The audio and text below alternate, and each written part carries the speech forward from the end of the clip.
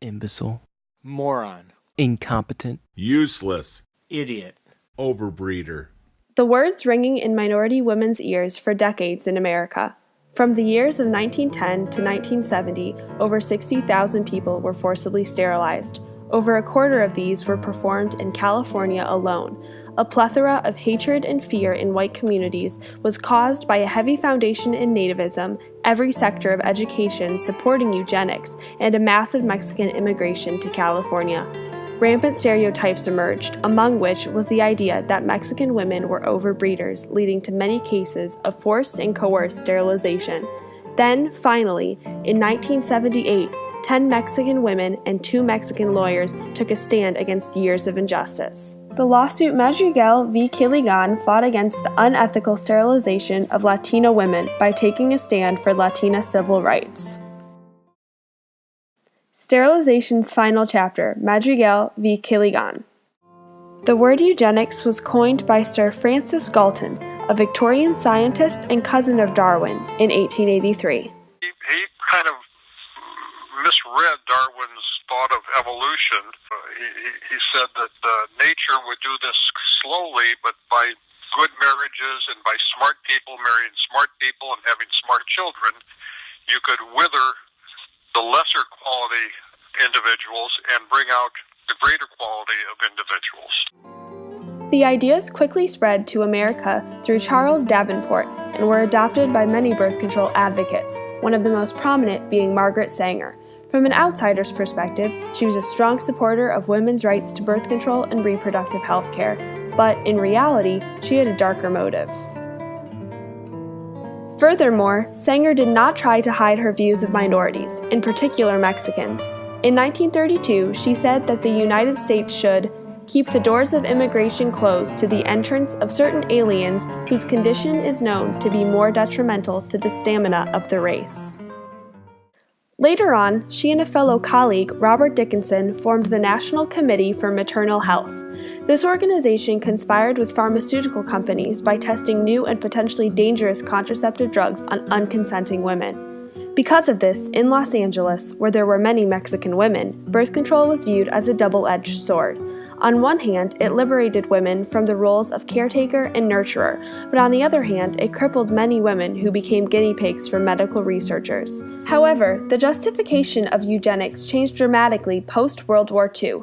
The idea of purifying the American bloodstream was too reminiscent of Hitler's final solution. Therefore, eugenicists evolved to preserve public opinion by transforming their platform. The idea of sterilization became a noble cause for the preservation of the earth and the defense of the rights of unborn children. This shift is best exemplified in The Population Bomb, a book written by Paul R. Ehrlich in 1968. Greatly influencing America's views on society and population control, Ehrlich included doomsday scenarios to shock and awe the reader. His point was that the world was reproducing at an unsustainable rate, primarily the fault of the poor, uneducated, and minority masses. The population bomb caused the explosion of fear-induced racism and frantic sterilizations. This panic carried over into federal legislation as well. Postpartum tubal ligations were financially funded by federal agencies supported by Lyndon B. Johnson. Due to this overwhelming support, hospitals began to meet sterilization quotas, and they would receive grants for the amounts of procedures executed. One of these hospitals was County Hospital, located in Los Angeles. In 1973, a health research group report named County Hospital as one of the worst offenders of sterilization abuse. Surrounded by minority communities and the only public hospital for miles, Latino women would travel for hours by bus, in labor, just for medical care. What was basically happening was when women were in the throes of labor pains and under tremendous distress, they would be sort of bullied into signing something because otherwise it would slow down the getting into the delivery room and actually deliver. Unknown to countless women, they had just signed away one of their most precious rights, having children. In May of 1978, 10 low-income Spanish-speaking women sued County Hospital for non-consensual sterilizations. They were represented by 2 young Chicano lawyers, Antonia Hernandez and Charles Navarre. all of the plaintiffs had been coerced into postpartum tubal ligations immediately after C-section births. Doctors purposefully gave the women false information after many hours of labor to coerce them into sterilization. Rebecca Figueroa was told the procedure was reversible. The trial was 2.5 weeks long, and it was riddled with overt bias towards the defendants. Key witness Karen Benker's testimony was ignored, and Judge Jesse Curtis supported eugenics. He ruled against the plaintiffs, saying that the doctors had good intentions and meant no harm. Curtis excused the doctors' motives of stopping an overpopulation problem and indirectly blamed the plaintiffs' Mexican culture for their anger about the sterilizations. Although the plaintiffs lost the case, they won the public's support.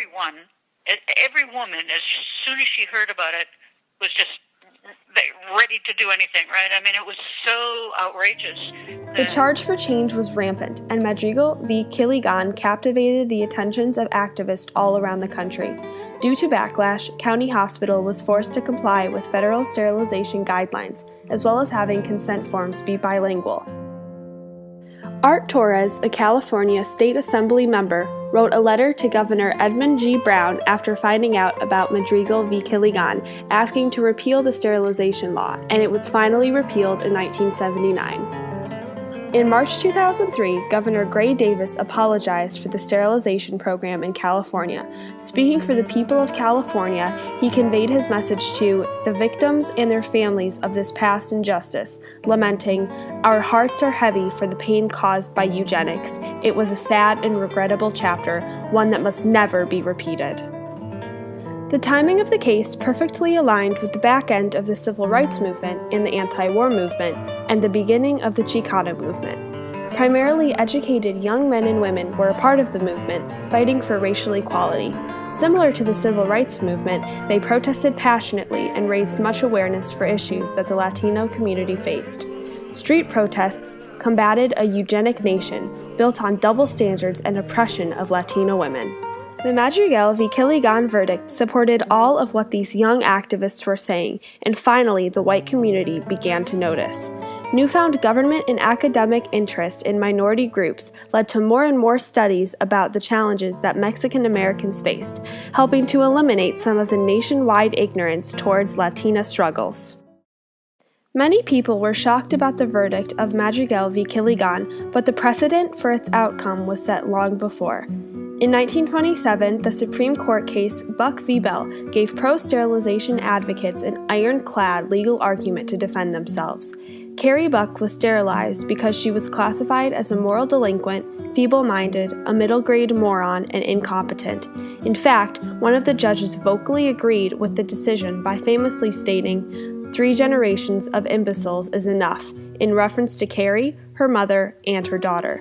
It also reinforced the notion that states had the right to sterilize for the benefit of society. In addition, America's bias towards Mexican immigrants began with the U.S.-Mexican border in the early 1900s. In 1916, a controversy arose when the Mexican consul complained to their U.S. counterpart about their citizens being stamped with ink upon entering the U.S., to which the U.S. responded that it was for their own good. The exact same argument was used as the basis for sterilization and the Madrigal v. Quilligan verdict. Although Madrigal v. Quilligan inspired many changes in American legislatures and society regarding sterilization, pro-sterilization supporters and government remain to this day. When George W. Bush was Texas governor from 1995 to 2000, he publicly supported the castration of child molesters. Despite this, coerced sterilization has stopped almost entirely in the U.S. One can speculate that if not for Madrigal v. Quilligan, the issue of coerced sterilization would have gone on for much longer, especially for Latino women.